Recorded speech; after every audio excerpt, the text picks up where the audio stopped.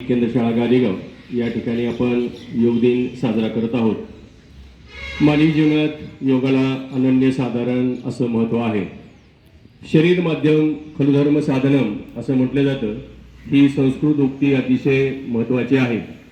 कोणतंही सत्कार्य साधायचं झालं तर ठणठणीत शरीर असल्याशिवाय त्या कार्याची फलश्रुती समाधानकारक मिळणे दुरापास्त आहे. मनाचे स्वास्थ्य शरीरावर अवलंबून आहे, तर उलट पक्षी मनासह शरीराचे तंत्र सुरळीत राहते. मनाचा योग कसा साधला जातो पहा. विनोबाजी लिहितात, खाटेवर रुग्ण दुःखी कष्टी आहे. नर्सची ड्युटी संपलेली आहे. त्याच्या संपूर्ण व्यथा व औषधीची तिला सातत्याने आकलन आहे. तिची वेळ आली झाली म्हणून ती गणनाकडे पाहून निघून जाणार व दुसरी या ठिकाणी नर्स रुजू होणार. तो अत्यवस्थ रुग्ण पाहून तिने सेवाभावनेने दिलेला अधिकचा वेळ ही आंतरिक सेवेची पोहोचपावतीच नाही का? तुम्ही स्वतः आतून जोडून घ्या, मग मानसिक शांती कुठे बाहेर शोधावी लागत नाही.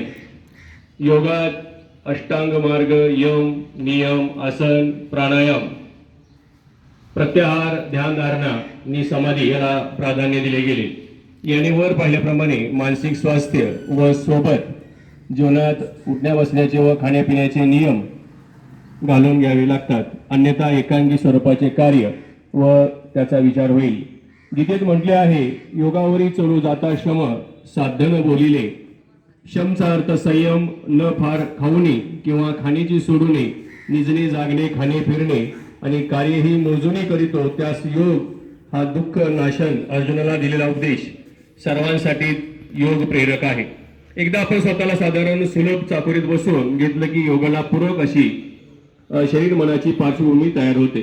अर्थात तुम्ही जिथे राहता ते घर, अंगण, परिसर, मित्र, काया वाचा, पूजाविधी, पद्धती, चिंतन मननाचे तुमचे विषय शरीरासाठी किती वेळ देता?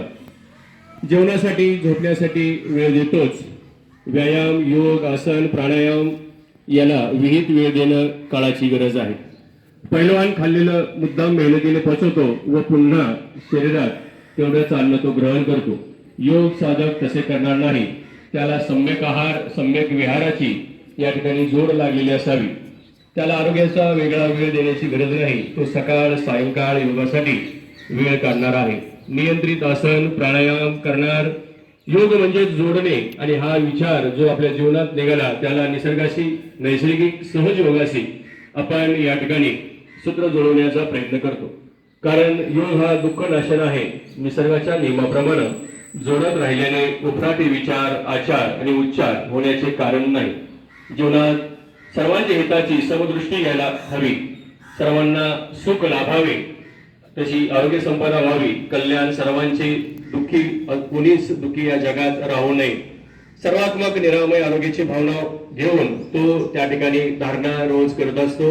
व्यायामाला आयुष्यात नितांत असं महत्वाचं स्थान आहे. सर्वात्मक निरामय आरोग्याची भावना तो धारेवर या ठिकाणी चढतो आणि कुठलीही हानिकारक, हिंसक, असत्य बाब तो नेहमीच या ठिकाणी वर्ज्य करत असतो. अशी योगाची वृत्ती प्राणायाम आणि आसनातून या ठिकाणी स्थिर होत असते. आता योगाचा अर्थ सकाळी कुठेतरी जाऊन आसनेनी प्राणायाम करण्यापुरता मर्यादित या ठिकाणी निश्चित राहणार नाही. कारण योग दिन हा एका दिवसाचा नसतो, तर दररोज आपण या ठिकाणी व्यायाम करायलाच हवा. तो संपूर्ण जीवन रहाटाशी निगडीत झालेला निश्चितच असेल.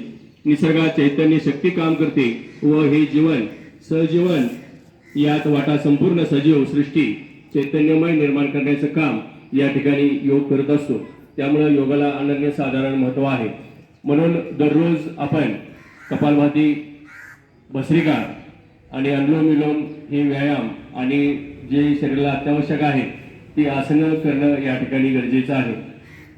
प्रत्येक व्यक्ती हा समसृष्टीचा प्रवास परस्परांना एका अदृश्य अशा साखळीत बांधतो. सत्यम शिवम सुंदरम असं मंगलमय या ठिकाणी जीवन एकमेकास सहाय्य करून जगण्यास सुसह्य केलेले आहे. सूर्य, चंद्र, तारे आपले नियोजित कार्य करतात. त्यांचा सातत्य योग आम्ही डोळ्यासमोर आदर्श म्हणून ठेवतो आणि हे जीवन सुयोग्य होईल. आत्ममोक्षार्थ जगत हिताय असा वसुदैव कुटुंबकाचा एक धागा जोडावा, हीच या ठिकाणी आरोग्य दिनाचा एक शुभ संदेश असेल.